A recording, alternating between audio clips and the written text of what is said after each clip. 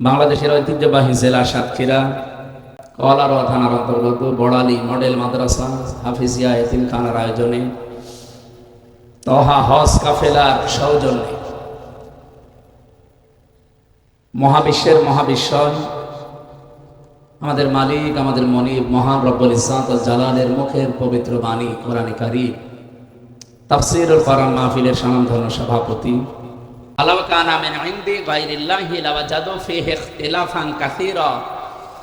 সূরা নিসার 82 নম্বর আয়াতের শেষের দিকে আছে আল্লাহ বলেন, আমার কোরআন আমি এমন ভাবে নাজিল করেছি, হে নবী আপনি এর ভেতরে একটার সাথে আরেকটা মেলে না এরকম কোনো কথা পাবেন না। তাহলে এই যে তিন রকম হয়ে গেল, হুদাল লিল মুত্তাকিন, হুদাল লিন নাস, হুদাল লিল মুসলিমিন। জবাব দিয়েছেন ফি জিলালিল কোরআনে সাইয়্যিদ কুতুব রাহমাতুল্লাহ আলাইহি। তিনি বলেন আল্লাহ পাকের তিনটা কথাই ঠিক আছে। এই কোরআন থেকে পৃথিবীর সব মানুষ হেদায়েত নিতে পারবে, উপকার নিতে পারবে, কল্যাণ নিতে পারবে, সেই ক্ষমতা কোরআনের নেই, আছে। এজন্য জালিকাল কিতাবু লা রাইবা ফি। আপনি এখানে লক্ষ্য করেন কিতাবের আগে আল্লাহ আলিফ লাম দিয়েছেন। আরবি গ্রামার অনুযায়ী আলিফ লামটা নির্দিষ্ট করার জন্য বলা হয়। পৃথিবীতে একটাই মাত্র কিতাব আল্লাহ পাঠিয়েছেন যেটা মানুষকে হেদায়েত দেওয়ার ক্ষমতা রাখে, তার নাম কি? কথা বুঝলেন এ পর্যন্ত? এই আয়াতের ব্যাখ্যা একটা হাদিস পেয়েছি আমি যে প্রথমে পড়েছিলাম, এই এদিকে তাকান। মানিত্তাবাআল হুদা বিগাইরিল কোরআন আদাল্লাহুল্লাহ, তিরমিজি শরীফের হাদিস। নবীজি বলেন কোরআন বাদ দিয়ে পৃথিবীতে কেউ যদি হেদায়েত পাওয়ার জন্য কোন জায়গায় ধর্ণা দেয়, ওর নিয়ত যদি ভালো থাকে আল্লাহ নিজে দায়িত্ব নিয়ে তাকে গোমরা বানিয়ে দেয়। আপনি কি আলহামদুলিল্লাহ বললেন না নাউজুবিল্লাহ? এখানে যেহেতু প্রিন্সিপাল আছে, মুহাদ্দিস আছে, অনেক আলেমও আছে, আপনি খেয়াল করেন শব্দের দিকে। নবীজি যদি দল্লা শব্দ দিতেন, দল্লা ইয়াদিল্লু, তাহলে বাংলা অর্থ আসতো আপনি নিজেই নিজেকে খারাপ বানিয়ে ফেলেছেন। কিন্তু আদাল্লা শব্দ যখন এসেছে বাবে ইফআল থেকে, আদাল্লা ইউদিল্লু, এর বাংলা অর্থ দাঁড়িয়েছে আপনি কোন জায়গায় হয়তো গিয়েছিলেন ভালো হওয়ার নিয়তে, হেদায়েত পাওয়ার জন্য, কিন্তু কোরআন সেখানে ছিল না। এই জন্য আল্লাহ নিজে দায়িত্ব নিয়ে আপনাকে আরো খারাপ বানিয়ে দেবে। সাতক্ষীরাবাসী মন থেকে বলবেন তো হেদায়েত দেওয়ার একচ্ছত্র মালিকানা হামজার। এই যে জেলায় একজন পীরের নাম শোনা যায় নলতাই, এখন যিনি বসে আছেন উনি তো হেদায়েত দিতে পারে। পৃথিবীতে এমন কেউ আছে? হেদায়েত দেওয়ার একচ্ছত্র মালিকানা কার? এটা নবীজিকে আল্লাহ দেন নাই। বিশ্ব নবীকে যদি আল্লাহ এটা দিয়ে দিতেন তে আমাদের পর্যন্ত আর আসতো না। হযরত আবু হুরায়রা রাদিয়াল্লাহু তাআলা আনহু একদিন একটা গাছ লাগাচ্ছিলেন, হঠাৎ তিনি হেসে ফেললেন। সাহাবীরা জিজ্ঞেস করেন যে গাছ লাগাচ্ছিলেন, হাসলেন কেন? হযরত আবু হুরায়রা বলেন এই কিছুক্ষণ আগে কোরআনে কারীমের সূরা কাসাস 56 নম্বর আয়াত নাযিল হয়েছে, ইন্নাকা লা তাহদি মান আহবাবতা ওয়ালাকিন্নাল্লাহা ইয়াহদি মান ইয়াশা ওয়া হুয়া আ'লামু বিল মুহতাদিন। এটা ইবনে কাসিরের ভেতরে বিস্তারিত পাবেন। আল্লাহ রাব্বুল আলামিন এখানে জানিয়েছেন, হে নবী আপনি যাকে ভালোবাসেন তাকে হেদায়েত দিতে পারেন না, বরং আমি আল্লাহ যাকে ভালোবাসি, আমি আল্লাহ যাকে চাই তাকে হেদায়েত দান করি। আর আমি আল্লাহ সবচাইতে ভালো জানি যে হেদায়েত পাবে কে। আলামা ইসনে তাফসীর দিয়েছেন আল্লাহ পাক যেহেতু নিজের হাতে এরা রেখে দিয়েছেন, এই জন্য আমি আজকে আনন্দিত, আমি এত খুশি। যদি নবীর হাতে দিয়ে দিত তো আমি আবু হুরায়রা পর্যন্ত হেদায়েত আসতো না। নবীজি তার নিজের আত্মীয় স্বজন চাচা ভাতিসা এদেরকে দিয়ে শেষ করে দিত, আমাদের পর্যন্ত আসতো না। তাহলে হেদায়েত যেটা, এটা পৃথিবীর কারো হাতে আল্লাহ দেয়নি, দিয়েছেন কার হাতে? আল্লাহ নিজের হাতে। আরে ক্ষমতাটা দিয়েছেন আল্লাহ কোরআনকে। এই জন্য দালিকাল কিতাব, কিতাবের আলিফ লাম, এখানে 4টা ব্যাখ্যা পেয়েছি আমি। তার 1 নাম্বার ব্যাখ্যা, একচ্ছত্র মালিকানা আল্লাহ কোরআনকে দিয়েছেন, যে কোরআন মানুষকে হেদায়েত দিতে পারে। এখানে 3টা বর্ণনার প্রথম বর্ণনা হুদাল লিন্নাস, এ কোরআন মানুষের জন্য হেদায়াত, কল্যাণ, পথ নির্দেশিকা। কোরআনে কারীম মানুষদেরকে পথ নির্দেশিকা দিতে পারবে, কল্যাণ দিতে পারবে যারা যতটুকু কোরআন থেকে নিতে পারে। আমি এখান থেকে 2টা শিক্ষা বের করেছি। এদিকে তাকান ভাই, এই পৃথিবীতে এখন 810 কোটির উপরে মানুষ আছে। সবচাইতে বেশি মানুষ বাস করে খ্রিস্টান ধর্মে। কোন ধর্মে? আপনি একটু খেয়াল করে দেখেন তো, আমেরিকায় গণতন্ত্রের চর্চা হয়, তামাম দুনিয়ায় তারা সবক দেয়, অথচ 220 বছর আর এদিকে প্রায় 16 বছর, কত হয়? 236 বছর চলছে। ওরা কোরআনে কারিমের হেদায়েত গ্রহণ করে না, কিন্তু কোরআন থেকে এতটুকু নিয়েছে যে রাজনৈতিক জীবনে দেখবেন কোরআনের বাইরে রাজনৈতিক জীবনে ওরা কোনো সিদ্ধান্ত এই 236 বছরে নেয়নি। রাজনৈতিক জীবনে আল্লাহর কোরআন কি জানিয়েছে? আর রিজালু কাওয়ামুনা আলান নিসা, এই পৃথিবীতে পুরুষ মানুষ হবে নেতা আর মেয়েরা হবে তাদের আজ্ঞাবহ। এই ঘোষণাকার সূরা নিসা 5 নাম্বার পারার 2 নাম্বার পৃষ্ঠার 11 নাম্বার লাইনে 34 নাম্বার আয়াতের প্রথম অংশে আছে। আল্লাহ পাক বলেন পুরুষ হবে নেতা, পুরুষ হবে গাইডলাইন দাতা, আর মেয়েরা হবে তাদের আজ্ঞাবহ। এই কথাগুলো যদি আজ 54 বছর আমরা ময়দানে বলতাম, আপনাদের এই আজকের যিনি আয়োজক মুহাদ্দিস আমিরুল ইসলাম বেলালী ভাই, আমি বিশ্ববিদ্যালয়ে যখন ছিলাম ওই সময় থেকে ওনার কথা শুনতাম। আমাদের কুষ্টিয়া, চুয়াডাঙ্গা, মেহেরপুরে উনি বলতেন কোরআনের কথাগুলো যেভাবে বলা দরকার এই স্টেজগুলোতে এভাবে না বলতে বলতে দেশের মানুষের অভ্যাস হয়েছে পুরুষ মানুষ এখন জোগালে আর বউগুলো রাজমিস্ত্রি। উল্টিয়ে গেছে, পুরুষ মানুষ হওয়া দরকার অন্তত রাজমিস্ত্রি, আর জোগালে যদি সাহায্যকারী কেউ লাগে তো অন্তত সে হয় হোক। এবার আমরা হয়ে গেছি নিচেরটা। এই আয়াতের ব্যাখ্যা একটা হাদিস পেয়েছি, নবীজি বলেন ক্বালান নবী সাল্লাল্লাহু আলাইহি ওয়াসাল্লাম লা ইউফলিহা কওমুন আল্লাহু আমরাহুম ইমরাতুন, বুখারী শরীফের হাদিস। নবীজি বলেন ওই জাতি কখনো সফল হচ্ছে না, হবে না।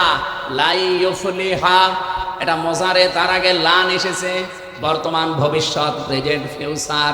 এর আগে লান দিলে অর্থ হয় কখনোই হবে না। এই গ্যারান্টি নবীজি, মিথ্যা হতে পারে? আজ পর্যন্ত যা বলেছে কোনো কিছু মিথ্যা হয়েছে? বলেন। উনি বললেন কখন ওই জাতি সফল হচ্ছে না, হবে না, যে জাতির দায়িত্বে আছে কোন নারী।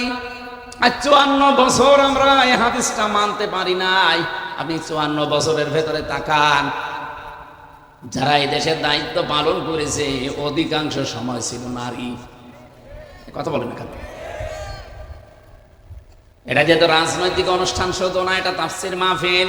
কোরআন আর হাদিস থেকে যা বলছি মেনে নিন, কাজে লাগবে। ওরা গণতন্ত্রের বলি ছড়ায়, তামাম দুনিয়ার মানুষকে শিক্ষা দিয়ে বেড়ায়, অথচ আজ পর্যন্ত রাজনৈতিক জীবনের দিকে তাকান, তারা এখনো পর্যন্ত এই 236 বছরের ইতিহাসে আজও কোনো নারীকে তারা প্রধানমন্ত্রী বানায়নি। বানিয়েছে ডোনাল্ড ট্রাম্পের মতো একটা, যাই হোক, এইরকম মানুষকে তারা ভোট দিয়ে প্রধানমন্ত্রী বানিয়েছে, কিন্তু কমলা হ্যারিসের মতো একটা শিক্ষিতা মহিলা, তাকে কিন্তু দায়িত্ব দেয়নি। ওরা জাতে মাতাল হলো তাহলে ঠিক আছে, আর আমরা জাতেও মাতাল তালেও মাতাল। সুতরাং মাতলামি করা যাবে না। সামনে থেকে কোরআনের হেদায়েত ওরা নিয়ে দেখেন আজ দাঁড়িয়ে গেছে পৃথিবীতে। আমরা 54 বছরও দাঁড়াতে পারলাম না।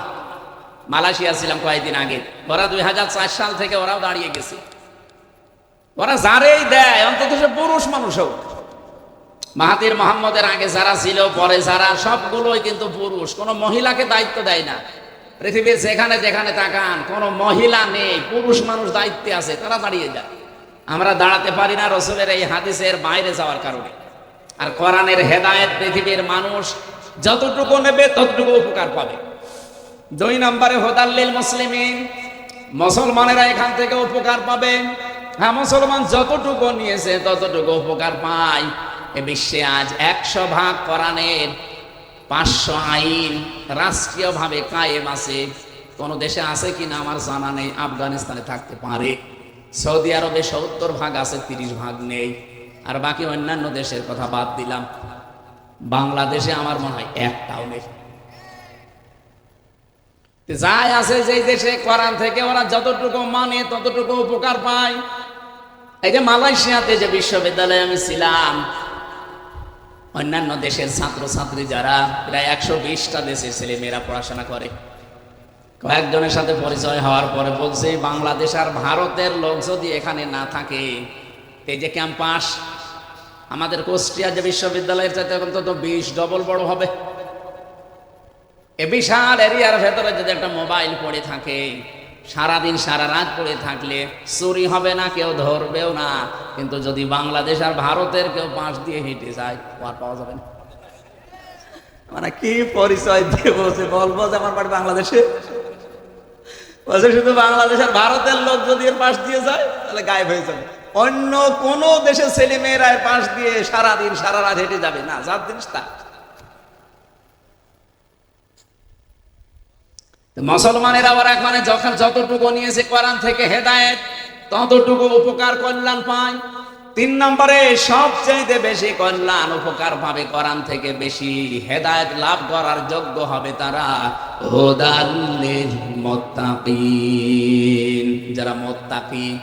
কি এখানে হুদান এই শব্দটা হাদিন ইসমে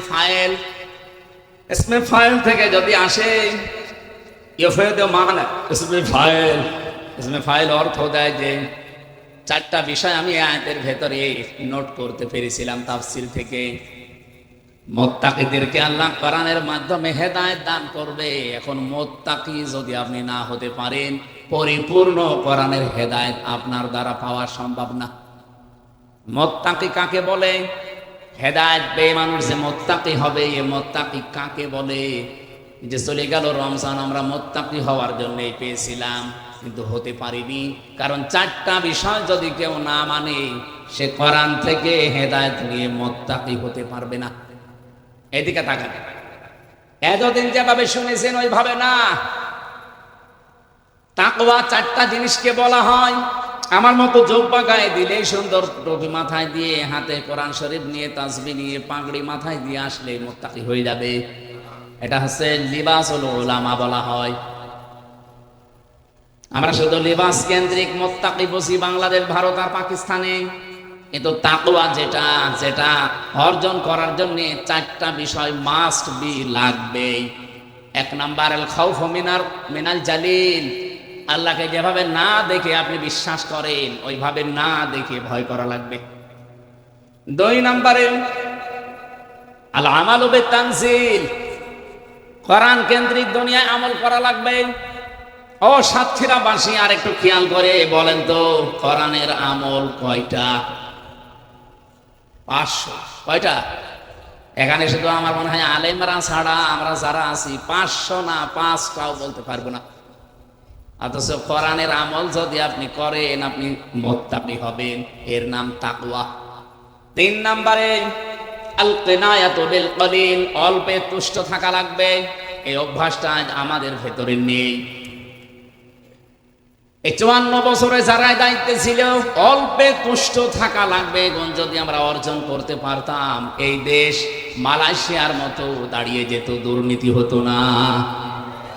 ওই দেশে আমি আর যাই পেয়েছি না পেয়েছি, একটা জিনিস আমার খুব ভালো লেগেছে, ওখানে যদি কেউ খাদ্যে ভেজাল দেয়, যদি খাদ্যে ঔষধ মেশায়, ফরমালিন দেয়, যদি ধরা পড়ে কোনো বিচার নেই, সঙ্গে সঙ্গে মেরে ফেলবে।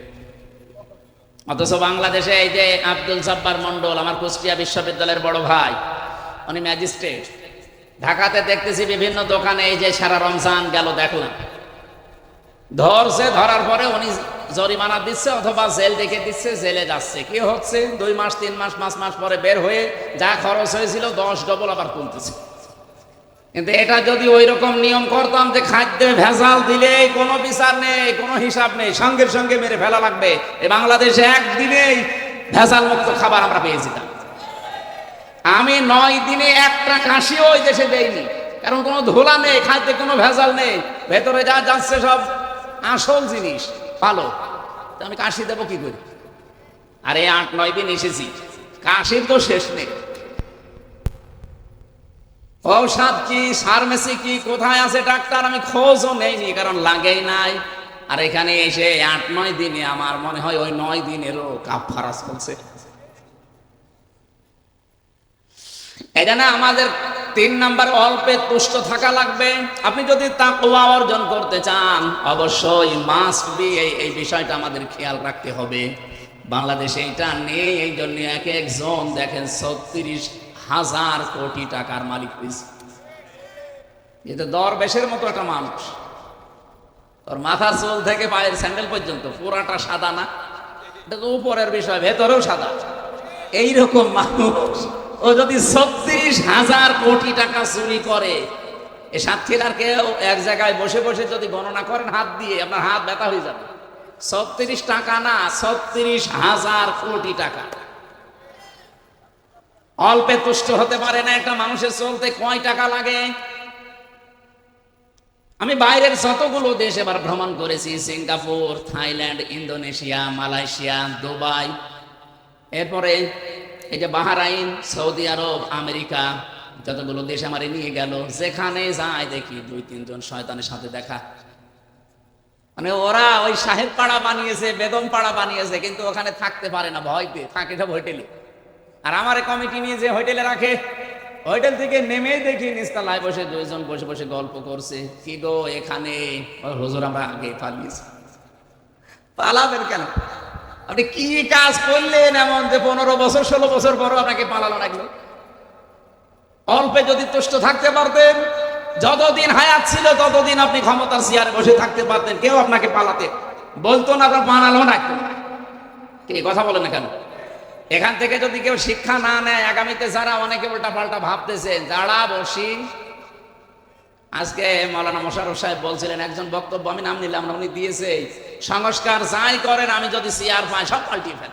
একটা কথা হইলো, তো পাগলও এমন কথা বলেন। সেদিন জয়পুরহাটে একজন বলছিল 15 বছর তো কোরআনের মাহফিল করতে গিয়ে অনেকে অনুমতি দিয়েছে, আমরা যদি চেয়ার পাই অনুমতি দেব না। আরে ভাই, আপনি এরকম পাগলামি করলে কি বলে? এ কথা বলতেন অন্তত চেয়ারে বসে বলতেন। যা বলে দিলেন, দেশের মানুষ তো সব বুঝতে ফেলেছে যে আপনি কি করবেন। একজনের শুনলাম 620টা বাড়ি। বাড়ি আপনার লাগে কত? 620টা বাড়ি বানিয়েছেন, অথচ একটা বাড়িতেও এখন থাকতে পারেন না, থাকেন হোটেলে। আমার মনে হয় 7 মাস যদি থাকতে পারতো আরো 120টা বানিয়ে ফেলতো। এই কথা বলেন এখানে।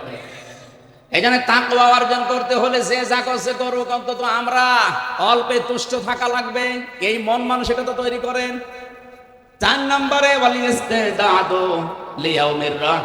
আখিরাতের পুঁজি তৈরি করার জন্য সচেষ্ট থাকতে হবে। কি কথা বুঝতেছে? আমি যে এখনই চোখ বন্ধ হয়ে যাই, এখনই যদি আল্লাহর নবীর সামনে অথবা মহান আল্লাহর সামনে আমাকে দাঁড় করানো হয়, আমার যে জীবন আমি পার করলাম এইটা নিয়ে বিশাল জীবন পার হওয়া যাবে তো? এই টেন্ডেন্সি যতদিন পর্যন্ত মানুষের ভেতরে বদ্ধমূল না হবে 100 ভাগ, ওই মানুষের জীবন পরিচ্ছন্ন হওয়া, তাকে মুত্তাকি হওয়া সম্ভব না। খলিফাতুল মুসলিমিন হযরত ওমর রাদিয়াল্লাহু তাআলা আনহু, তিনি হিসাব করছিলেন। হঠাৎ করে দেশের প্রধান বিচারপতি হযরতে আলী রাদিয়াল্লাহু তাআলা আনহু আসলেন তার দরবারে। সালাম দেওয়ার পরে হযরতে খলিফা জিজ্ঞাসা করে, প্রধান বিচারপতি সাহেব, আপনি এসেছেন নিজের ব্যক্তিগত কোনো কাজে নাকি রাষ্ট্রের কাজে? যেহেতু আমি দেশের প্রেসিডেন্ট আর আপনি দেশের প্রধান বিচারপতি, তাহলে অবশ্যই রাষ্ট্রের কোনো কাজে আসবেন। হযরতে আলী ডাক দিয়ে বলে, খলিফা না, আমি এসেছি আমার পারিবারিক একটা জিনিসের সমাধান নেওয়ার জন্যে। হযরত ওমর যে হিসাব করছিলেন, সঙ্গে সঙ্গে বাতিটা লিখিয়ে দিলেন। মনের ভেতরে একটু দুঃখ লেগেছে প্রধান বিচারপতির। কি, আমি দেশের প্রধান দায়িত্বে আছি, আমি এসেছি এই দেশের রাষ্ট্রপ্রধানের কাছে, উনি আমার সম্মানে বাতি যা ছিল আরো জ্বালিয়ে দেবে না, যেটা জ্বালানো ছিল ওইটাও নিভিয়ে দিল আমার মুখের উপর, আমার সরাসরি অপমান। হযরত ওমর বিষয়টা টের পেয়ে বললেন, প্রধান বিচারপতি আলী, আমি কিন্তু প্রথমে আপনাকে জিজ্ঞাসা করেছিলাম যে আপনি এসেছেন রাষ্ট্রের কাজে না ব্যক্তিগত কাজে। আপনি নিজেই বললেন যে আমি ব্যক্তিগত কাজে এসেছি। আমি তো হিসাব করছিলাম রাষ্ট্রের, জনগণের টাকায় দিয়ে এই যে তেল কেনা, এটা আমি জনগণের হিসাব করছিলাম। আপনি এসেছেন আপনার পারিবারিক জীবনের বিষয় নিয়ে কথা বলতে। আমি যদি এখন জনগণের এই টাকা দিয়ে কেনা তেল পোড়াতেই থাকি আর আপনার সাথে পারিবারিক জীবন নিয়ে কথা বলি, এটা তো আমানতের খেয়ানত হয়ে যাবে। কিয়ামতের দিন আমি ধরা খেয়ে যাব। হযরত ওমর বলেন, হযরতে আলী বলেন, কথা শোনার পরে ওমরের প্রতি যে রাগ ছিল, রাগ তো মিটে গেছে। শ্রদ্ধা ভক্তি আমার আরো বেড়ে গেল।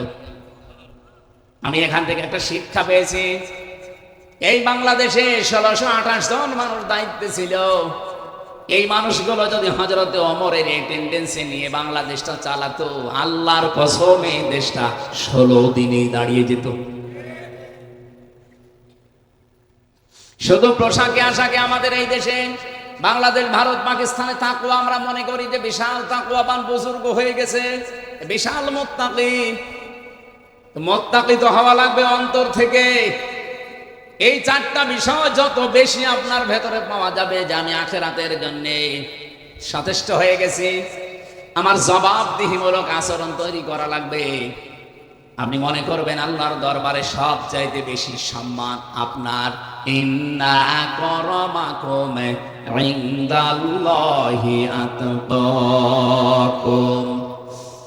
তার জীবনীতে পড়ছিলাম, এই যে আখিরাতের পুঁজি তৈরি করা, রাসূলের সামনে নিজের জীবন, আল্লাহর সামনে নিজের জীবন, আমি যে হিসাব দেওয়া লাগবে আমার, এই কথাটা যত বেশি বদ্ধমূল হবে আপনার ভেতরে, আপনার জীবন তত বেশি পরিষ্কার হবে। এটা হযরত ওমরের জীবন থেকে পেয়েছি। হযরত ওমর তার সন্তানটা ভর্তি করে দিলেন মাদ্রাসায়, আব্দুল্লাহ ইবনে ওমর রাদিয়াল্লাহু তাআলা আনহুমা। ওই মাদ্রাসায় পড়ছিল হযরতে হুসাইন, প্রধান বিচারপতির ছেলে, হযরতে আলীর ছেলে। বারবার টেবিলের উপর থেকে কলম ফেলে দেয়, বলে তুলে দাও। একবার, দুইবার, তিনবার তুলে দেওয়ার পর উনি বলে ফেললেন যে তুমি বারবার কলম ফেলে দাও, আমারে তুলতে বলো, আমি কি তোমার খাদেম, চাকর? হযরতে হুসাইন ডাক দিয়ে বলেছেন, আব্দুল্লাহ, তুমি শুধু চাকর না, খাদেম না, তুমি খাদেমের বাচ্চা খাদেম। দেশের প্রেসিডেন্টের ছেলেকে যদি একটা তার নিচের কোন মানুষ এই কথা বলে যে তুমি শুধু খাদেম না, খাদেমের বাচ্চা, চাকরের বাচ্চা, মেজাজ এমনি খারাপ হয়ে গেছে। বাড়িতে যে বলছে, আব্বা আমি আর মাদ্রাসায় যাব না। কেন? আমাকে গালি দিয়েছে, যদি তুমি এই অপমানের প্রতিশোধ না নাও, বিচার না করো।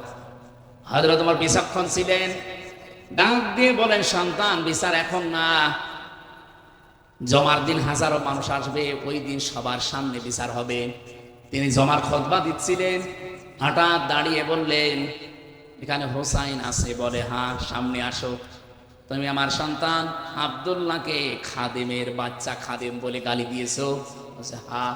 কেন দিলে? হযরত হোসাইন দাঁড়িয়ে বললেন, খলিফা, বুকে হাত দিয়ে বলেন তো, আপনি কি আমার নানার খাদেম ছিলেন না? হযরত ওমরের কথা বন্ধ হয়ে গেছে। ডাক দিয়ে বলে, হোসাইন, তাই তো, এই কথা আমি তো এভাবে চিন্তা করি না, আমি তো আসলে তোমার নানার খাদেম ছিলাম। তুমি যে কথাটা বললে, এটা কি লিখে দিতে পারবা? কাগজ কলম নিয়ে আসেন, খেজুরের পাতা নিয়ে এসেছে, ওখানে লিখে দিলেন, ওমর আমার নানার খাদেম ছিল, আমি দেখেছি, ইতি হোসাইন ইবনে আলী। সই করে দিলাম, যান। কাগজটা হাতে নিয়ে হযরত ওমর চুমা খেলেন। ডাক দিয়ে বলে, নবীর সাহাবীরা, বিচার হয়ে গেছে। ছোট মানুষ আব্দুল্লাহ তো বোঝে না, বলে বাবা তুমি তো বিচার শুরু করলে না, কিভাবে হয়ে গেল? হযরত ওমর বলে, সন্তান, যা বিচার করেছি শুধু দুনিয়া না, মরণের পরেও কাজে লাগবে। আমি যখন মারা যাবো, এই কাগজটা আমার কাফনের ভেতরে দিয়ে দিও। কিয়ামতের দিন যখন আমাকে আল্লাহ দাঁড় করাবে, আমার জীবনের কিছু যদি আল্লাহর ভালো না লাগে, অন্তত এই কাগজটা আল্লাহকে দেখাবো, ডাক দিয়ে বলবো, রব্বুল আলামিন, কাগজটার দিকে একটু তাকাও, তোমার নবীর নাতি নিজে লিখে দিয়েছে আমি নাকি নবীর খাদেম ছিলাম। এই ওসিলা হলেও আজকে তুমি ময়দানে আমারে মাফ করে দাও। চারটা জিনিসের নাম আমি তাকওয়া বলছিলাম।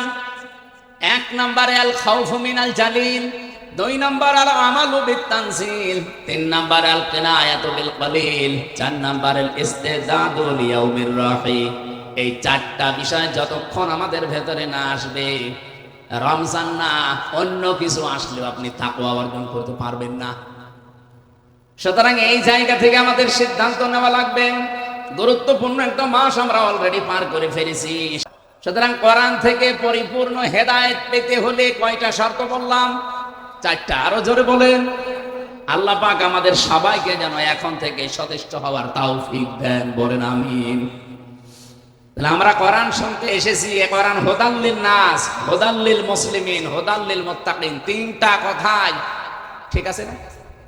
কি কথা বলেন না? কোরআন পৃথিবীর সব মানুষকে হেদায়েত দিতে পারে। ওয়া আলাল্লাহি কাসদুস সাবিলি ওয়া মিনহা জাইর ওয়ালাউ শাআ হাদাকুম আজমাইন। সূরা নহল 9 নম্বর আয়াতে আল্লাহ জানিয়েছেন এই পৃথিবীতে অসংখ্য বাঁকা পথ তৈরি করা আছে, এর ভেতরে সোজা পথ বলে দেওয়ার দায়িত্ব আমি আল্লাহ নিয়েছি। যদি আমি আল্লাহ ইচ্ছা করতাম পৃথিবীর সব মানুষকে হেদায়েত দিয়ে দিতে পারতাম। সে ক্ষমতা আল্লাহ কোরআনকে দিয়ে পাঠিয়েছেন। এই জন্য কোরআনের নাম হুদাল লিল নাস। 2 নম্বরে হুদাল লিল মুসলিমিন, 3 নম্বরে হুদাল লিল মুত্তাকিন। আর হেদায়েতের মহান বাণী কোরআন। সে কোরআন থেকে আলোচনা শোনার জন্য যারা বসে আছেন, আজকের আলোচনার বিষয় যেহেতু হেদায়াত, আমরা এবার আরম্ভ করছি সূরা দুহা। কোন সূরা? 7 নম্বর আয়াত, একটা মাত্র আয়াত পড়েছি। রাব্বুল আলামিন বলেন ওয়াজাদাকা যাল্লান ফাহাদা। হে নবী, আপনাকে আমি পথ সম্পর্কে অনবহিত পেয়েছি। আপনি পথ কিন্তু খুঁজছিলেন, অনুসন্ধান করছিলেন। ফাহাদা, আমি আল্লাহ আপনাকে পথের সন্ধান দিয়ে দিয়েছি। বলেন সুবহানাল্লাহ। কোন আয়াতের তাফসীর যদি পড়তে হয়, করতে হয়, শোনাতে হয়, এর মূল নীতি আছে 13টা। উসুলে তাফসীরের যে মূল নীতিগুলো আমরা পেয়েছি, তার আগের আয়াত, পরের আয়াত বা আগের সূরা পরের সূরার সাথে রিলেটেড কি আছে, সম্পর্ক কি আছে, এটা আগে জানা লাগে। আপনি এর আগে সূরা লাইলের ভেতরে দেখবেন আল্লাহ রাব্বুল আলামিন হেদায়েতের ব্যাপারে কথা বলতে গিয়ে জানিয়েছেন ইন্না আলাইনা লাল হুদা ওয়া ইন্না লানা লাল আখিরাতা ওয়াল উলা। বলেন আল্লাহু আকবার। 12 এবং 13 নম্বর আয়াতে আমরা পেয়েছি আল্লাহ পাক বলেন অবশ্যই আমার দায়িত্ব হেদায়েত করা। হেদায়েত করা দায়িত্ব কার? প্রথম এবং শুরু, দুনিয়া এবং আখিরাতের সব বিষয় আমি আল্লাহর জন্য।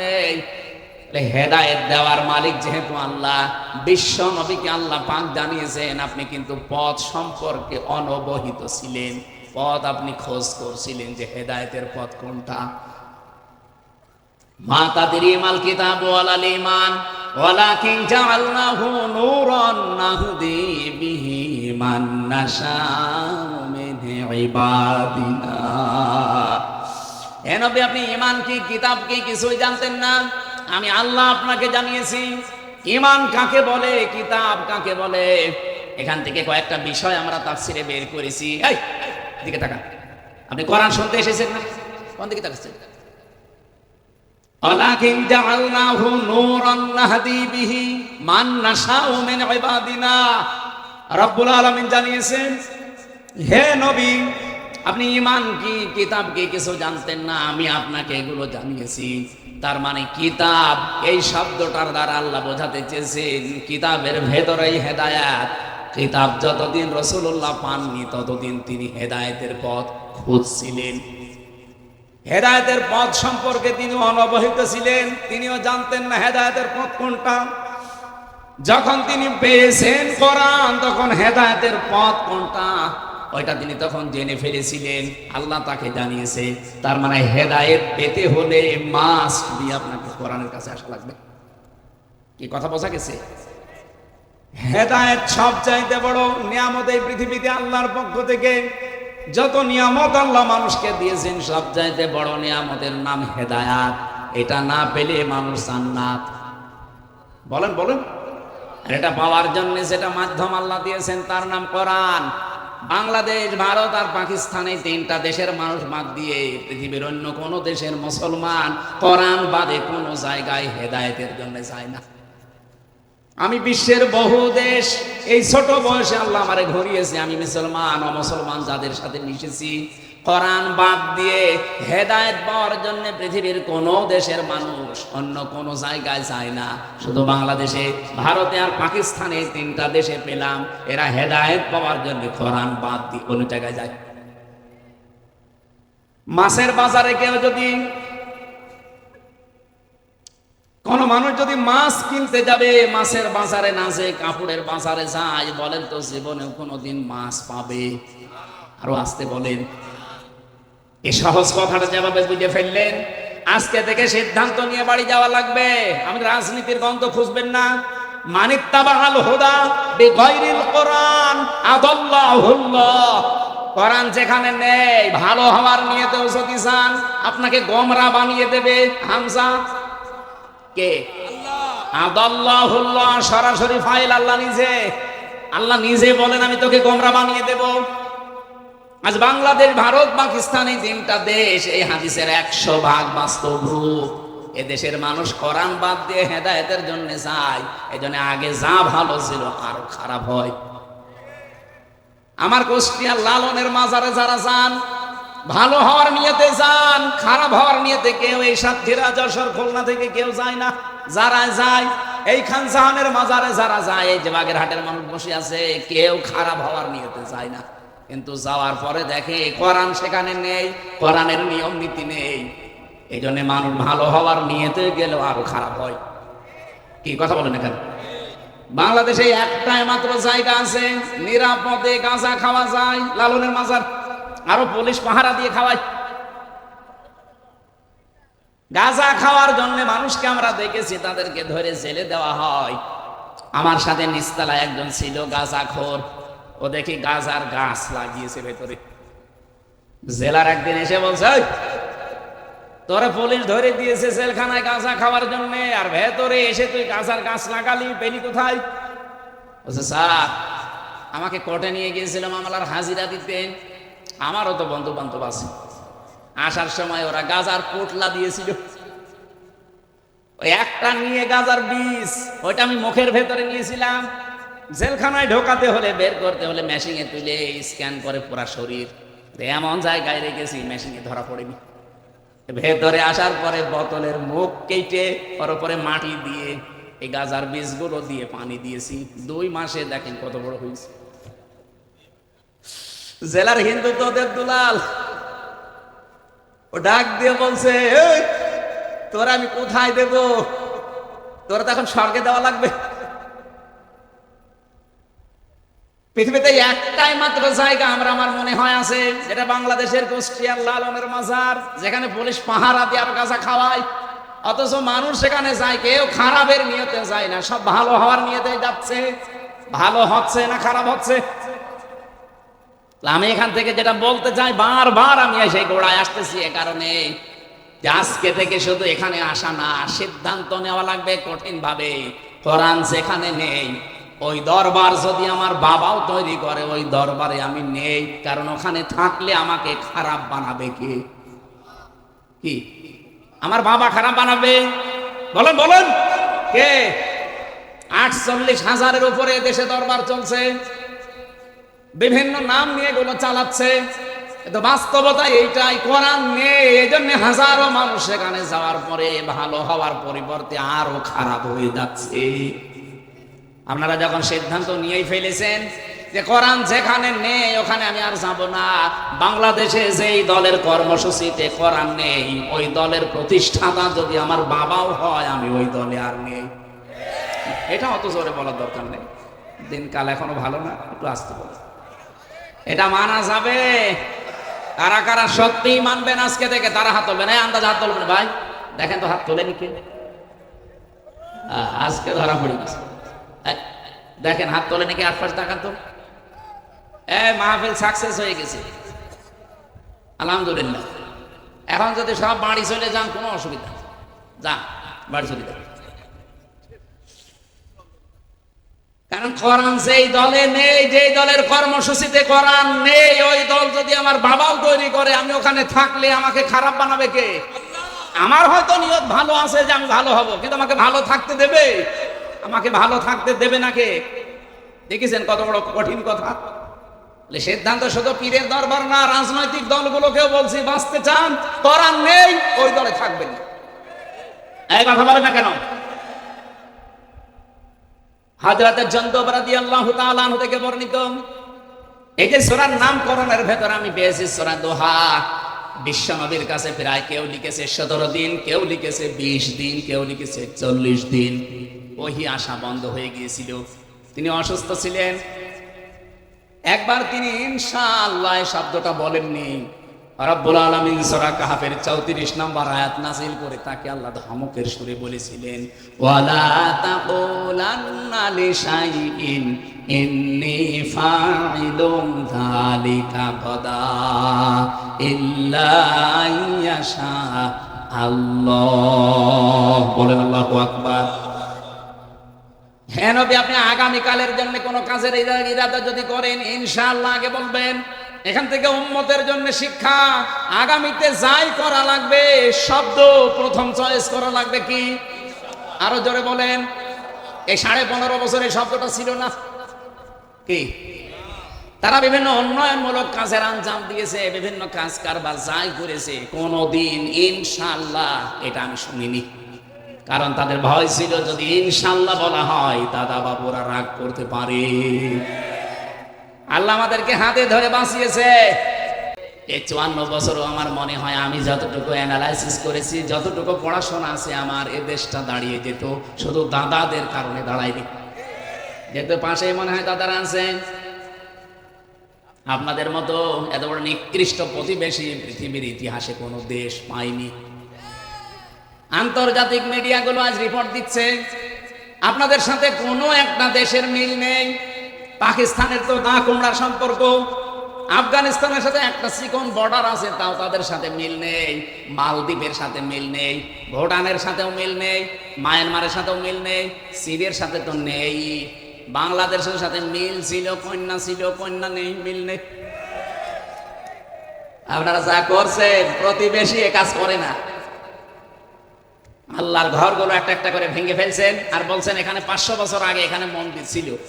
পৃথিবীর মানুষেরা মাটির নিচে তেল পায়, গ্যাস পায়, সোনা পায়, রূপা পায়, আর এই কুলাঙ্গাররা মাটির নিচে শুধু মন্দির পায়। তাও যেখানে সেখানে না, যেখানে মসজিদ আছে ওই জায়গায় পায়। আমরা যদি এখন বলি ঢাকার স্বামীবাগের যে মন্দির ইসকন, এটা 1000 বছর আগে এখানে মসজিদ ছিল, ভেঙে মসজিদ বানাবো, কেমন লাগে আপনাদের? আমরা আপনাদের মতো এরকম নাফরমান না। এ বাংলাদেশে আমরা যে জাতির লোকই আছি না কেন, এই দেশটা আমাদের।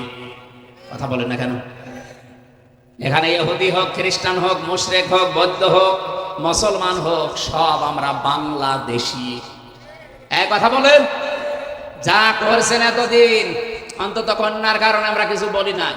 কন্যা নেই, এখন যা আরম্ভ হয়েছে, 7 সিস্টার যদি ভেঙে যায়, আর ভেঙে যাবে। নবীজির হাদিস নেই যে টুকরা টুকরা হবে কোরআনের গায়ে যারাই হাত দেবে। এর আগে যারাই হাত দিয়েছিল, আপনি তাকান রাশিয়ার দিকে 12 টুকরা হয়ে গিয়েছিল। এই কথা বলছেন এখানে। 1500 বছর আগে আল্লাহর ঘর মসজিদ কাবা শরীফ, এখানে হাত দেওয়ার কারণে এদের পূর্বপুরুষ যারা আব্রাহা, আল্লাহ কাসফে মাকুল বানিয়ে ফেলেছিল। আপনারা এখনো পর্যন্ত যদি ওই লাইনে থাকেন, গতকালকে একটা মসজিদ ভেঙেছে, এভাবে যদি অব্যাহত রাখেন, ভারত 33 টুকরা হবে আর কয়েকদিনের ভেতরে। পৃথিবীর মানচিত্রে এখন 257টা রাষ্ট্র, আর এই 7টা যদি ভেঙে 7 সিস্টার 7টা রাষ্ট্র হয়, কত হবে? হ্যাঁ, 7টা বেড়ে যাবে না? আর আমরা মনে হয় এগুলো যদি আমাদের হক, তো এগুলো যদি আমরা পেয়ে যাই, মালয়েশিয়ার চাইতে আমাদের এই দেশ আরো বড় হয়ে যাবে ইনশাআল্লাহ। আর সেদিকে এগিয়ে যাচ্ছে। ভয় দেখিয়েছিল আমাদের যে না খাওয়িয়ে মারবে, এমন অবস্থা করেছে ওরা। এখন এই যে বিভিন্ন বর্ডার আছে না, পেঁয়াজ আলু পচে পচে নষ্ট হয় আর গালি দেয় দাদারে। ডক্টর মোহাম্মদ ইউনূস ওনার মাথা না একটা ম্যাগনেট। দেখেছেন কোন জায়গায় কি করেছে? এগুলোর একটা নিয়ম আছে। আমি আয়াতের ব্যাখ্যায় পড়েছি, এই জন্য যাবো এদিকে। হযরত মুসা আলাইহিস সালামের জামানার কথা বলছি, আমি তাফসীর থেকে যেগুলো পড়েছি সেইগুলো বলছি। হযরত মুসা আলাইহিস সালামের জামানার কথা। মুসা নবী আলাইহিস সালামকে আল্লাহ রাব্বুল আলামিন 23 বছর পর্যন্ত ফেরাউনের বাড়িতে লালন পালন করেছিলেন। কত বছর? 23 বছর পর্যন্ত যারা লালন পালন করলেন, এই লোকটা আল্লাহর নবী আলাইহিস সালাম 23 বছর একটা অন্যায়, একটা অপমান, একটা অন্যায় অবৈধ কাজের দিকে খেয়াল করে পুরা ফেরাউনের তক্তকে নড়িয়ে দিয়েছিলেন। আপনি তাকান, এই 2024-এ যারা জীবন দিয়ে গেল এদেরও কিন্তু ঠিক এইরকমই বয়স। 5 বছর 6 বছরের ছেলে মেয়েরা ক্লাসে যায়, ওখান থেকে যারা ইন্টারে পড়ে, খুব বেশি হলেও যারা অনার্সে মাস্টার্সে পড়ে, তাদের বয়স দেখবেন 22-23-এর ভেতরে। এই কথা বলেন এখানে কিছুই বলি না। 18 বছরে আমরা হঠাৎ করে দেখলাম এই 23 বছর 22 বছরের ছেলে মেয়েরা কি এমন অদৃশ্য, কি এমন পেয়েছে, একটা অন্যায় এই শব্দটা সামনে নিয়ে তারা আন্দোলন আরম্ভ করেছিল। মুসা আলাইহিস সালামের সূরা কসসের তাফসীরে পড়েছি, পৃথিবীতে কোন স্বৈরাচার জালেম এদেরকে যদি কেউ হটাতে চায়, সর্বপ্রথম 1 নম্বরে যে কাজটা করা লাগবে তার নাম জ্ঞান অর্জন করা লাগবে। বেলালী ভাই শিবিরের ছেলে মেয়েদের নাম বলছিল, ছাত্রী সংস্থা, ছাত্র শিবির, এমনি বলে নাই। এরা 18 বছর না, বাংলাদেশের 54 বছরই একাধারে। সেই 77 সাল থেকে প্রতিষ্ঠিত হওয়ার পর থেকে সবচাইতে বেশি গুরুত্ব দিয়েছে তারা জ্ঞানকে, এলেমকে। এই জন্য আপনি দেখবেন একেবারে নিচ থেকে উপর পর্যন্ত উঠতে হলে চেহারা দেখে দেয় না, দেখে দেয় তার জ্ঞান গরিমা আছে কিনা। কমপক্ষে 42টা বই পড়া লাগে। কয়টা? এখন আরো বেড়েছে। সাথী হওয়ার জন্য প্রায় 42টা, সদস্য হওয়ার জন্য আমি যখন ছিলাম আমি 72টা পেয়েছিলাম। আপনি চিন্তা করেন, 72টা বই আপনার ক্লাসের বই বাদ দিয়ে এক্সট্রা আপনাকে পড়ে পরীক্ষা দেওয়া লাগবে। এখন 81টা হয়ে গেছে। আমি তো সেই 9 সালের কথা বলছি, ওই সময় 72টা ছিল, এখন 81টা বই পড়া লাগবে। যেমন তেমন করে পড়ে আপনি নকল করে হবে না, পরীক্ষা দিয়ে পাস করা লাগবে ওই বইয়ের উপরে। এতটুকু শেষ করেননি মুসা আলাইহিস সালাম, আল্লাহকে বলেছিলেন, রব্বুল আলামিন তুমি যে আমাকে পাঠাতে চাও, ইযহাবি ইলা ফিরআউনা ইন্নাহু তাগা। 23 বছর পরে আমি 23 বছর বয়সে দেশ থেকে পালিয়ে চলে গেলাম, এরপরে ওই দেশ থেকে আবার এসেছি। দেশে আসার পরে তুমি আমাকে ঘোষণা দিলে যে ফেরাউনের কাছে যাও, সে তাগুত হয়ে গেছে। তাগুতের যতগুলো কাজ কারবার আছে আমি 4টা পেয়েছি। এই এদিকে তাকান, তাগুতের যত কাজ আছে, প্রধান কাজ তাগুতের কয়টা? আরো জোরে বলেন। 1 নম্বরে তাগুত নিজে আল্লাহর আইন মানে না, অন্য কেউ মানবে, মানতেও দেয় না। আরে 15.5 বছর এটা সবচেয়ে বেশি হয়েছে। নিজেরা তো মানতোই না, কেউ একটু মানবে, মানতেও দেবে না। এই কোরআনের আয়োজন করা এটা মুসলমানের ঈমানের দায়িত্ব। কারণ বাল্লিগু আন্নি ওয়ালাউ আয়া, একটা বাক্য জানা থাকলে পৌঁছিয়ে দাও, এটা ফরজ। এই ফরজ দায়িত্ব পালন করার জন্যই গত বছর এই দিনে এখানে তাফসীর মাহফিলের আয়োজন করেছিল মুহাদ্দিস আমিরুল ইসলাম বেলালী সহ এলাকার মানুষেরা। নাকি লোক দেখানোর জন্য? বলেন বলেন, যে যতটুকু জানবে ওইটা পৌঁছিয়ে দেবে, এটা নামাজের মতো ফরজ। বাল্লিগ দেয়নি, বাল্লিগু বহু বছর। নবীর আদেশ শুধু হামজার প্রতি একা। যেই বিশ্বাস করে আল্লাহ একজন আছে, রাসূলুল্লাহ আমাদের নেতা, তার কাছে যতটুকু পৌঁছাবে ওইটাই সে যেন ছড়িয়ে দেয়, এটা ফরজ। কারণ বিদায় হজের ভাষণে দায়িত্ব নবীজি আমাদেরকে দিয়েছেন। আজ যারা উপস্থিত আছো, যারা অনুপস্থিত, তাদের কাছে পৌঁছিয়ে দেবে, এটা চলবে ইলা ইয়াউমিল কিয়ামা, কিয়ামত পর্যন্ত। 1500 বছর আগে বলেন তো আমরা কি ওই ময়দানে উপস্থিত ছিলাম? বলেন ছিলাম? 1500 বছর পার হয়ে গেছে, কিন্তু হাদিসটা কি শেষ? এর হুকুম চলবে কতদিন? সুতরাং এখান থেকে কিয়ামত পর্যন্ত যারা আসবে তাদের কাছে পৌঁছিয়ে দেওয়ার দায়িত্ব এখন আমাদের। আর এইটা পালন করার জন্য এই লক্ষ লক্ষ টাকা খরচ করে আয়োজন করেছিল। কিন্তু আমি বাগাসরা এসে প্রায় 7-8 ঘন্টা বসে, আপনারা আসতেই দিলেন না। কি হয়ে যেত? বিএনপির মতো এত বড় দল, জামাতের মতো এত বড় দল নড়াচড়াই করাতে পারে নাই, আর আমি 1-1.5 ঘন্টা বক্তব্য দিয়ে জালেমকে হটিয়ে ফেলবো। কি ভয় ছিল আপনার? সুতরাং এই যে ভালো কাজগুলো, ইবাদত গুলো নিজেও করে নাই, মানুষে করবে, করতেও দেয় না, এইটার নাম তগুত। এই তগুত এই এলাকায় ছিল না, তার মানে বোঝা যাচ্ছে তগুত দেশে ছিল। 2 নম্বরে তগুতের কাজ হচ্ছে, তগুত যেহেতু ফেরাউন, ও বলেছিল দারুনি আকতুল মূসা, আমাকে ছেড়ে দাও, আমি মূসাকে হত্যা করব। সাতক্ষীরাবাসী মূসাকে হত্যা করার জন্য ফেরাউনের লোকজন ছিল না? এক কথা বলে না কেন? আকতুল মূসা, আমি নিজে হত্যা করব মূসাকে। কেন এই কথা বললেন? কোরআনের প্রতিটি শব্দ গবেষণামূলক চিন্তা ভাবনা করে এখান থেকে তথ্য নেওয়া লাগবে। তার তো হাজার হাজার লোক লস্কর ছিল, তার সেনাবাহিনী ছিল, প্রশাসন ছিল, ফাঁসি দিতে পারতো। কেন সে নিজে বললো আমি মূসাকে হত্যা করব? আইয়ুবাদদিলা দীনাকুম, আমি আশঙ্কা করছি, ইন্নী আখাফু আইয়ুবাদদিলা দীনাকুম আও আইয়ুযহিরা ফিল আরদিল ফাসাদ, সে আমার রাষ্ট্রের নিয়ম নীতি পাল্টিয়ে দেবে। এই পৃথিবীতে যে সমস্ত স্বৈরাচার সরকার বিদায় নিয়েছে তাদের আচরণ এই ছিল, তারা যেই দেখতো যে আমার রাষ্ট্রের বিধান যারা পাল্টাতে পারে তাদেরকে আমি নিজে হাতে হত্যা করব। বাংলাদেশেও এরকম একটা ঘটনা ঘটেছে মেজর বজলুল হুদার ক্ষেত্রে। এই কথা বলেন না কেন? যারা এই কাজ করেছিল, আমি তখন নিজে জেলে ছিলাম, নিজে ওই জল্লাদ আমারে বলছিল। মারা গেছে লোকটা, ওই যে শাহজাহান, প্রথম দিন যে তার সাথে আমার দেখা। স্বৈর শাসকের বিরুদ্ধে ও যখনই টের পায় যে না এটা একটু ঝামেলা হতে পারে, তখন আর তারা জীবিত রাখে না। তার বাংলাদেশে উৎকৃষ্ট উদাহরণ শহীদ মীর কাশেম আলী। আপনি কি মনে করেন উনি শুধু জামাত ইসলাম করতো, উনি শুধু বিএনপি করতো এই জন্য ওনারে মেরে ফেলা হয়েছে? না, ওনার মাথাটা মাথা ছিল না, ওনার মাথা ছিল একটা ম্যাগনেট। ইসলামী অর্থনীতিকে পৃথিবীতে প্রতিষ্ঠা করার জন্য যত চতুর্মুখী কাজের আঞ্জাম দিয়েছে এ বাংলাদেশ আজ 54 বছরে এর মধ্যে এরকম আঞ্জাম কেউ দিতে পারে।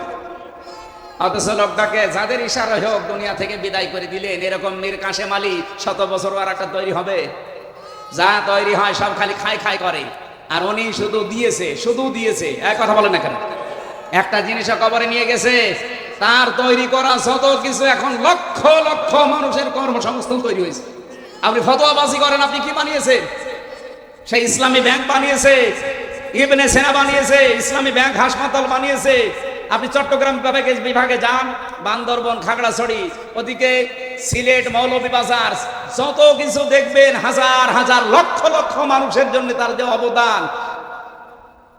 আমার নিজে কারারক্ষী এসে বলছিল কুতুব ভাই যে হামজা ভাই এই লোকটার যেদিন ফাঁসি হবে সেই দিন আমি নিজে, আমারে বলছে এনারে প্রস্তুতি নিতে বলো। আমি যে বললাম যে স্যার আপনার আর বেশি সময় নেই, মাত্র 3 ঘন্টা আছে, আপনি সেই যে গইতে প্রস্তুতি নেন, জল্লাদ চলে আসবে। উনি আমারে বলছে এখনো 3 ঘন্টা। আমি 2 ঘন্টা ঘুমালাম, তুমি আমারে 1 ঘন্টা আগে ডাক দিও। দেখলাম ঠিক উনি ঘুমিয়ে গেছে। 1 ঘন্টা আগে ডাকলাম, ঘুম থেকে উঠে উনি গোসল করলেন, ওযু করার পরে এশার নামাজ শেষ করলেন। আমারে বলছে কুতুব ভাই আমি রেডি আছি, আপনি জল্লাদকে ডাক দেন। মনে হচ্ছে উনি শ্বশুর বাড়ি যাবে। আমারও দায়িত্ব ছিল এই লোকটা।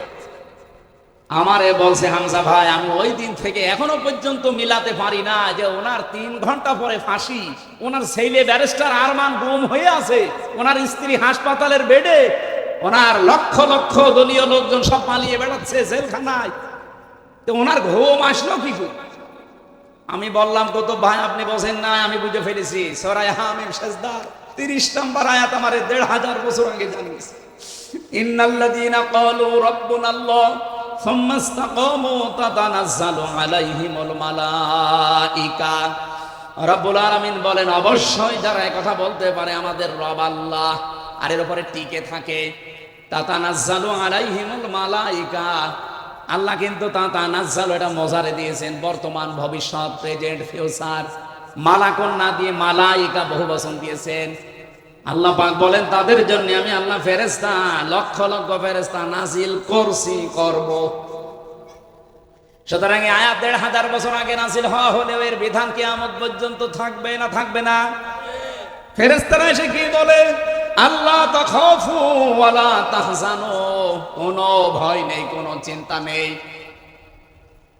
কিসের ভয় নেই, কিসের চিন্তা নেই? তোমার চিন্তা হয় যে তোমার এতগুলো মানুষ কাজ করে তোমার প্রতিষ্ঠানে, তাদের কি হবে? তোমার ছেলে আরমান ব্যারিস্টার, একজন সাধারণ ছেলে না, ব্যারিস্টার, সে গুম হয়ে আছে। তোমার স্ত্রী হাসপাতালের বেডে এখন কাতরাচ্ছে মরণের যন্ত্রণায়। তোমার দলীয় লোকজন সব পালিয়ে বেড়ায়। তুমি এখনই যদি ফাঁসির মঞ্চে চলে যাতে তোমার কি হবে, এই চিন্তা, এই ভয় আসতে পারে। এই জন্য ফেরেশতারা কানের কাছে এসে বলে, আল্লাহর বান্দা ভয় পাবেন না, সবগুলোর দায়িত্ব আল্লাহ নিজে নিয়ে নিয়েছে। ব্যারিস্টার আরমানের দায়িত্ব আল্লাহ নিয়েছিল, এটা তার বাবার কানে ফেরেশতারা শুনিয়েছে, এই কারণে সে এখনো বেঁচে আছে। নাই তো যে জায়গায় ছিলাম আমি, মাত্র 10 দিন ছিলাম আয়না ঘরে, তাও মিনিটাই। আমাদের তো সাধারণ ভাবে রেখেছিল, তাই আমার 9 দিন মনে হচ্ছে 9 বছর গেছে। আর ওনারে 9 বছর, এদিকে 3.5 হাত, এদিকে 1.5 হাত, সামনে টয়লেট দেওয়া, তাও কোনো দরজা নেই, কোনো দেওয়ালও নেই, ওদের সামনে বসে বসে টয়লেট করে এইভাবে হাত বেঁধে দেয় চেয়ারে। আমি নিজে দেখেছি, আমার সামনে নিয়ে গেছে একজন, আমারও মাটির নিচে নিয়েছিল, হাত পা বেঁধে, চোখ বেঁধে। আমার চেয়ারে বসাইনি, কিন্তু আমার আগে যারে নিয়েছিল ছাত্র দলের একজনকে, সে বলছিল যে আমার চেয়ারে বসিয়েছে, এই হাতের সাথে আর পায়ের সাথে ক্লিপ লাগিয়ে দেয়, এই গলার সাথে বেল্ট বেঁধে দেয়, একবার শুধু সুইচ টিপ দেয়, 1 মিনিটে 120 বার ঘোরে। আপনার মাথার মগজ সব এলোমেলো হয়ে যাবে, 1 মিনিট পরে মনে হবে আমি 10টা দুনিয়া দেখতে পাচ্ছি। টয়লেট করার জন্য 24 ঘন্টায় মাত্র 1.5-2 মিনিট সময় দিত। 1.5-2 মিনিটে মাসে টয়লেট হয়। আমার সাথে মুফতি ফখরুল ভাই ছিল, উনি বলছিল, হামজা ভাই আপনার সাথে কি করেছে আমি জানি না, আমার র্যাবে তুলে নিয়ে গিয়েছিল ওই মাটির নিচে, ওটা উত্তরাতে, মাটির নিচে নিয়ে এই যে পায়ের ভেতর দিয়ে ভাবে হাত দিয়েছে, দিয়ে সামনে লোহার ব্যারিকেড দেওয়া, ওর সাথে হাতে হ্যান্ডকাপ লাগিয়ে 24 ঘন্টা বসে থাকতাম। এই যে শুয়ে থাকা, এটা যে কত বড় নিয়ামত আমি এখন টের পাচ্ছি। সকালে কটা পচা ছোলা দিয়ে যেত, আর দুপুর বেলা এক মোট ভাত দিত, তা মনে হচ্ছে কেউ মাখিয়ে দিয়েছে। আর এখনো পর্যন্ত অনেক জালেম স্ট্যাটাস দেয় যে বাবু কি করেছে, যে বাবুর পালানো লাগলো, তোমার সাথে তো করেনি। তোমার বাবারে যদি এভাবে 10 বছর গুম করে আয়না ঘরে রাখতো, তুমি টের পেতে। কথা বলে না কেন? এখনো জালেমের পক্ষে সাফাই গালাবে মানুষ।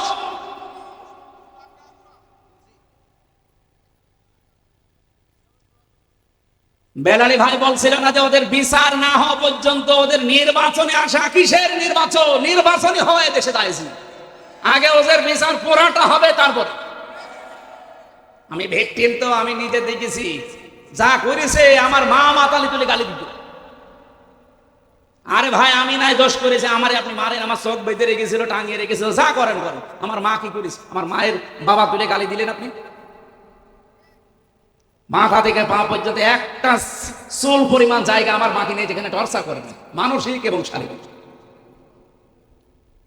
আমি একটা সাধারণ মামলার আসামি, আর আমার ফাঁসির কন্টেম সেলের ভেতরে রেখে 24 ঘন্টা তালা লাগানো, মনে হচ্ছে আমি কি করেছি।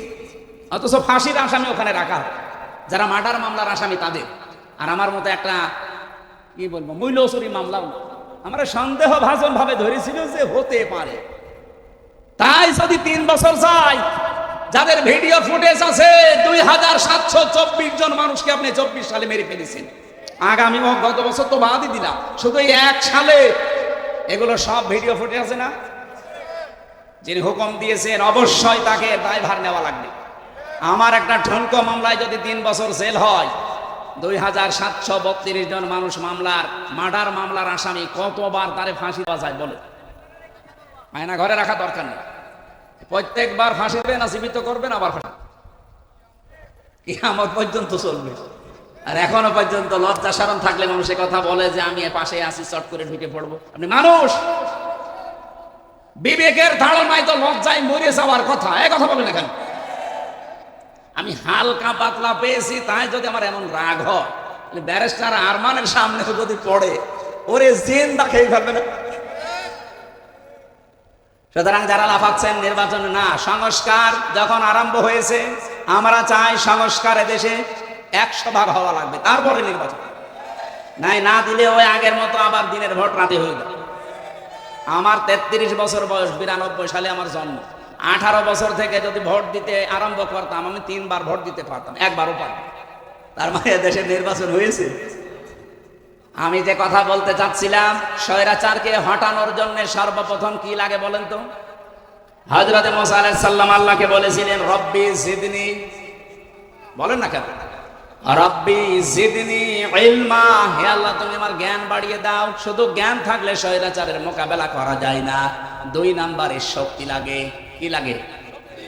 আল্লাহ রাব্বুল আলামিন এইটা জানিয়েছেন, সাহস লাগবে, শক্তি লাগবে। ক্বালা রাব্বিশরাহ লি সাদরি ওয়ায়াসসির লি আমরি ওয়াহলুল উকদাতাম মিন লিসানি ইলা আখিরি আয়াত। হযরত মুসা এটা চেয়ে নিয়েছিলেন, হে আল্লাহ স্বৈরাচারের সামনে দাঁড়াতে হলে শুধু আমার জ্ঞান দিয়েই হবে না, কারণ জ্ঞানের কথা তারা বুঝবে। বলেন না কেন? না, স্বৈরাচার জ্ঞানের কথা বোঝে না। জ্ঞানের কথা যদি বুঝতো আমাদের শিক্ষা ব্যবস্থায় তারা আলু ভাজি, ডিম ভাজি, পটল ভাজি দিত না। জ্ঞানের কথাগুলো তারা বোঝে নাই। এই জন্য আমরা এখন চাচ্ছি যিনি আছেন 2 জন নবীর নাম তার মোহাম্মদ, ইউনুস, কয়জন? অন্তত 2 জন নবীর নাম নিয়ে আপনি বসে আছেন। শিক্ষা ব্যবস্থায় 96% মুসলমান এই দেশে আমরা চাই 1 থেকে মাস্টার্স পর্যন্ত 100 মার্কের কোরআন আর হাদিস কম্পালসারি দেওয়া লাগবে। এটা চান না আপনারা? এ বিশ্বে এখনো যদি দাঁড়িয়ে যেতে চান, মাস্ট বি আপনাকে শিক্ষা ব্যবস্থায় পরিবর্তন আনা লাগবে। আমি মালয়েশিয়া ইন্টারন্যাশনাল ইসলামিক ইউনিভার্সিটি, যেটা মালয়েশিয়া, ওখানে গিয়েছিলাম। ওনারা এই পৃথিবীর 1000 বিশ্ববিদ্যালয়ের ভেতরে 66 নম্বরে আছে, আর বাংলাদেশের একটা বিশ্ববিদ্যালয় 1000-এর ভেতরে নেই। এই ডিম ভাজি, আলু ভাজি, পটল ভাজি দিয়ে হবে? গবেষণা করা লাগবে। তারা এক একটা শব্দ নিয়ে গবেষণা করে করে নতুন কিছু তৈরি করে, আর আমরা একটা সইও বানাতে পারি না। বানাতে পারি শুধু দলাদলি। ওরা কোরআন শরীফের ভেতরে আমি 2টা আয়াত পড়লে আমার কাছে ভয় লাগে, কারণ এই 2টা আয়াত বলতে গিয়ে আমার আল্লাহ জানিয়েছেন যে দলাদলি করবা না। ওয়াতাসিমু বিহাবলিল্লাহি জামিআ ওয়া লা তাফাররাকু, কোরআন সবাই মিলে আঁকড়িয়ে ধরো। আল্লাহ কিন্তু ওয়াতাসিমু দিয়েছেন, কেন খোঁজ দিতে পারতেন না? বা খুজু, এতে যা দিয়ে খুজু দিতে বলতো হয়ে যেত। শুধু ওয়াতাসিমু দিয়ে আল্লাহ শেষ করে দিতে পারতেন। বিহাবলিল্লাহ দিলেন, আবার জামিয়া দিলেন, আবার ওয়ালা তাফাররাকু। এত শব্দ দেওয়ার দরকার কি? প্রথম শব্দ দিলেই তো আমরা বুঝে ফেলতাম। কোরআন কেন্দ্রিক যেখানেই কোনো বিষয়, সেখানে মত পার্থক্য করা, দলাদলি করা, এটা ফতোয়াবাজি করা, এটা হারাম, নিষিদ্ধ। আর এক জায়গায় সূরা শুরা 13 নম্বর আয়াতে আছে আকিমুদ্দিন ওয়ালা তাতাফাররাকু ফি, দিন কায়েমের বিষয় আসলে সেখানে কোনো মতপার্থক্য, দলাদলি, কি কথা বলেন না? এই জায়গায় মতপার্থক্য করা হারাম, এখানেও হারাম। অথচ বাংলাদেশ সহ বিশ্বের বিভিন্ন জায়গায় দেখবেন যত দলাদলি, যত মতপার্থক্য, খালি এই 2 জায়গায়। কোরআনের কাছে আসতে বললে তখন বিভিন্ন ফতোয়া বের করে, আর দিন কায়েমের কথা বললে যত রকমের আজে বাজে ফতোয়া আসে। এমনকি কত মানুষ এই দেশে এখন অলরেডি বলা আরম্ভ করে দিয়েছে কোরআনের সাথে রাজনীতির কোনো সম্পর্কই নেই। আমার এই ছোট্ট মাথা কি আছে এর ভেতরে? কোরআনের ভেতরে নামাজের কথা 82 জায়গায়, আপনারা জানেন, আমিও জানি। রোজার কথা মাত্র 1 জায়গায় আছে, যাকাতের কথা আছে 82 জায়গায়, হজের কথা মাত্র 1 জায়গায়। আর কোরআন দিয়ে রাজনীতি করা লাগবে আল্লাহর জমিনে 918 জায়গায় আছে। আমার ছোট মাথায় যদি 918 জায়গায় পাই, মোশাররফ সাহেব, বেলালী সাহেবের এত বড় বড় মাথা তো আরো বেশি পাবে। আর যারা ফতোয়া দেয় তাদের মাথা দেখেন তো কত বড়। এই 2 জনের মাথা জোড়া দিলে তার চাইতে বড় হবে, আর তারা বলে একটা আয়াতও পায় না। যারা এই কথা বলে, বিশ্বাস করে, সত্যি সত্যি বলছে, তারা মুনাফিক হয়ে গেছে। কোরআনের সাথে রাজনীতির সম্পর্ক নেই। তাহলে আলাহুল খালকু ওয়াল আমরু আয়াত কেটে বাদ দিয়ে দেন, ইনিল হুকমু ইল্লা লিল্লাহ আয়াত কেটে বাদ দিয়ে দেন, লিল্লাহি মা ফিস সামাওয়াতি ওয়া মা ফিল আরদ, লিল্লাহি মুলকুস সামাওয়াতি ওয়াল আরদ। এই আয়াতগুলো আল্লাহ খেলা করার জন্য দিয়েছে। এই জন্য আমাদের ঐক্যবদ্ধ হওয়া লাগবে, সাহস বুকে তৈরি করা লাগবে। হযরতে মুসা তিনি সাহস চেয়েছিলেন আল্লাহর কাছে যে আমার বক্ষটা উন্মুক্ত করে দে। আল্লাহ রাব্বুল আলামিন হযরতে মুসা দোয়া করার পরে দিলেন। আর আমাদের নবী যিনি, তিনি দোয়া করা লাগে না, আল্লাহ তাকে দিয়ে জানিয়েছেন আলাম নাশরাহ লাকা সাদরাক ওয়া ওয়াদা'না আনকা বিজরাক। জোরে বলেন আল্লাহু আকবার। তিন নম্বরে পেয়েছি ঐক্য আর একতা লাগবে। এইটাই 24 সালে ছেলে মেয়েরা দেখিয়েছে। স্বৈরাচারকে সরাতে হলে শুধুমাত্র জ্ঞান দিয়ে, শুধুমাত্র সাহস দিয়েই হয় না।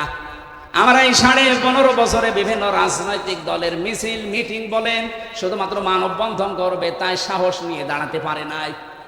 কিন্তু এই মানুষগুলো 24 সালে মাত্র 22-23 বছর বয়স, এরা শুধু দাঁড়িয়ে যায়নি, সাহস নিয়ে শুধু দাঁড়িয়ে যায়নি, এরা ঐক্যবদ্ধ হয়ে গেছে। শুধুমাত্র এদেশে নিষিদ্ধ সংগঠনটা ছাড়া। কোনটা নিষিদ্ধ? যেটা হয়ে গেছে সরকারের পক্ষ থেকে এখন, ওইটা ছাড়া বাংলাদেশের সব এক হয়ে গিয়েছিল। এক কথা বলছেন না? আপনি দেখেছেন বিএনপি বলেন, ছাত্র দল বলেন, ছাত্র শিবির বলেন, ছাত্র মন্ত্রী বলেন, ছাত্র ইউনিয়ন বলেন, ছেলে বলেন, মেয়ে বলেন, তখন আর কেউ ছিল না, সব এক। কারণ তারা জানে যে স্বৈরাচারকে পৃথিবী থেকে বিদায় করতে হলে এখন আর বিচ্ছিন্ন থাকা যাবে না, সব এক হওয়া লাগবে আগে। আমার মনে হয় আল্লাহ এগুলো তৈরি করে দিয়েছিলেন। 4 নম্বরে সরঞ্জামাদি লাগবে। সরঞ্জামাদি হযরতে মুসাকে আল্লাহ সর্বপ্রথম যেটা দিয়েছিল তার নাম লাঠি। তার নাম কি? আমা তিলকা বিয়ামিনিকা ইয়া মুসা, তোমার ডান হাতে ওইটা কি? ক্বালা হিয়া আসায়া, তিনি বললেন লাঠি। এ লাঠি কি শুধু লাঠি? লাঠির ভেতরে এমন ক্ষমতা আল্লাহ দিয়েছিলেন, ফেরাউনের সব কিছুকে ধ্বংস করে ফেলেছিল। সুতরাং আজ এই বাংলাদেশ যদি দাঁড়াতে হয়, লাঠি হাতে নেওয়া লাগবে। এই লাঠি মানে শুধুমাত্র বাঁশের লাঠি না, এমন এমন লাঠি তৈরি করা লাগবে যে লাঠি দিয়ে দেশের সব অন্যায় ঝাঁটিয়ে বিদায় করা যায়। মুহাম্মদ রাসূলুল্লাহর জীবনী পড়ে রাহিকুল মাখতুমি আছে। উনি মানুষ একজন, ওনার বাড়ি যে অবস্থায় ছিল জীর্ণ শীর্ণ খেজুরের পাতা, কিন্তু বাড়ির সামনে 9টা ঘোড়া বাঁধা থাকতো। কয়টা বলেন বলেন? ওনার বল্লভ ছিল, তীর ছিল, ওনার জুলফিকার ছিল, ওনার যতগুলো জিনিস লাগে নিজেকে আত্মরক্ষা করার জন্য, একজনের তো একটা হলেই হয়, তিনি 8 double 10 double 10 double 12 double 17 double পর্যন্ত রেখে দিতেন। কেন? আজ বাংলাদেশ 54 বছর হয়ে গেল, একটা অ্যাটম বোম বানাতে পারে না। পাকিস্তানে আছে, দাদারা একটু ভয় পায়। এই কথা বলছেন। আমাদের মনে হয় আমাদের সামনে অন্তত এরকম কিছু তৈরি করা দরকার, নয়তো ওই দাদাদের কাছে কিয়ামত পর্যন্ত থাপ্পড় খাওয়া লাগবে আর দাঁত পড়ে যাবে। আমরা সামনে দাঁড়াতে চাই না, বলেন বলেন? এই জন্য সরঞ্জামাদি তৈরি করা লাগবে। ওয়া'উদ্দু লাহুম মাসতাতা'তুম মিন কুওয়াতিন ওয়া মির রিবাতিল খায়র তুরহিবুনা বিহি আদুওয়াল্লাহি ওয়া আদুওয়াকুম। হে নবী, ইসলাম ধ্বংস করার জন্য ওরা যেটা হাতে নেয়, ওইটাকে উল্টিয়ে আপনি ইসলামের পক্ষে কাজে লাগাবেন। সুতরাং আজ ওরা যা হাতে নিয়েছে ওইটাই উল্টিয়ে এখন ইসলামের পক্ষে কাজে লাগাতে হবে। 4 নাম্বার 5 নম্বরে পেয়েছি আমি, সাহায্য লাগবে আল্লাহ। শুধু সরঞ্জাম হলেই হবে না, সাহায্য লাগবে না। আল্লাহ রাব্বুল আলামিন হযরতে মুসাকে 6 নম্বরে বলেছিলেন, ক্বালা লা তাখাফা ইন্নানি মাআকুমা আসমাউ ওয়া আরা। তোমরা 2 জনে যাও, আমি 2 জনের সাথে আছি। শুধু 2 জনের সাথে আছি আল্লাহ এটা বলেন নাই। হযরতে মুসা মাঝখানে তিনি বলেছিলেন, ওয়াখি হারুন হুয়া আফসাহু মিন্নি লিসানা ফারসিলহু মা'ইয়া রিদান ইউসাদ্দিকুনি। সূরা কসসের ভেতরে আছে 24-23 নম্বর আয়াতে হযরতে মুসা বললেন, আল্লাহ আমাকে সাহায্যের জন্য, সহযোগিতার জন্য আমার ভাই হারুনকে দেন। সে মিষ্টভাষী, স্পষ্টভাষী, সে আমার চাইতে অনেক সুন্দর প্রাঞ্জল ভাষায় কথা বলতে পারে। আজ বাংলাদেশে ঠিক ওই 5 নাম্বার কায়দাটা দাঁড়িয়ে গেছে। এখন বক্তাদের দরকার আছে না নেই? বলেন বলেন? একামতে দিন কায়েম করার জন্য যারা চেষ্টা চালাচ্ছেন, তাদেরকে সত্য প্রমাণ করার জন্য, তাদের চরিত্র যে আসলে সত্য, তাদের অ্যাক্টিভিটিস, তাদের কাজ কারবার আসলেই যে এই পৃথিবীতে প্রমাণিত সত্য, এদের পেছনে পেছনে বক্তা যারা স্পষ্ট ভাষায় প্রাঞ্জল ভাষায় কথা বলে মানুষকে বোঝাতে পারে। নবীজির পাশে একজন ছিল, তার নাম হাসান বিন সাবিত। তার নাম কি? আমাদের বাংলাদেশে এরকম হাজারো বেলালি দরকার আছে, যারা এই কথাগুলো মানুষের সামনে প্রাঞ্জল ভাষায় একামতে দিন প্রতিষ্ঠা করার পক্ষে হারুন আলাইহিস সালামের মতো কাজে লাগতে পারে। সেই সময় এখন চলছে, আমরা কাজে লাগাতে চাই ইনশাআল্লাহ। আল্লাহ পাক বলেন, মুসা ময়দানে ছেড়ে দিয়ে শুধু আমি আরশে বসে বসে তামসা দেখি না, আসমাউ ওয়া আরা, আমি সব শুনতে পাচ্ছি এবং আমি সব দেখতে পাচ্ছি। সুতরাং এখন আমাদের দেশের যে অবস্থা, এই অবস্থায় আমার আল্লাহ অবশ্যই আমাদেরকে দেখছেন। আমাদের ইখলাস, আমাদের অ্যাক্টিভিটিস, কাজ কারবার এগুলো আরো বাড়াতে হবে। মা বোনেরা যারা এসেছেন, অবাজাদাকা দল্লাং ফাহাদা, আমি এমনি বলি না। হযরতে মুসাকে আল্লাহ পাক বলেছিলেন আসমাউ ওয়া আরা, আমি সব দেখতে পাচ্ছি এবং সব শুনতে পাচ্ছি। মুহাম্মদুর রাসূলুল্লাহকে আল্লাহ বলেছিলেন, হে রাসূল, আপনাকেও আমি দেখতে পাচ্ছি, আপনি পথ অনুসন্ধানের জন্য খোঁজ করতে আছেন, আপনি পথ সম্পর্কে অনবহিত আছেন, জ্ঞাত নেই। আপনাকে আমি পথের দিশা দিয়েছি, সেই পথের দিশা এখন সামনে আসতেছে। এই পথ পাওয়ার জন্য একটাই মাত্র মাধ্যম, পথ, তার নাম কোরআন। তার নাম কি? কোরআনের এই মাদ্রাসা আপনারা যারা প্রতিষ্ঠিত করেছেন, আল্লাহ রাব্বুল আলামিন এখান থেকে আমাদের হেদায়েতের মশাল এবং পথ যেন প্রশস্ত করে দেন, বলেন আমিন।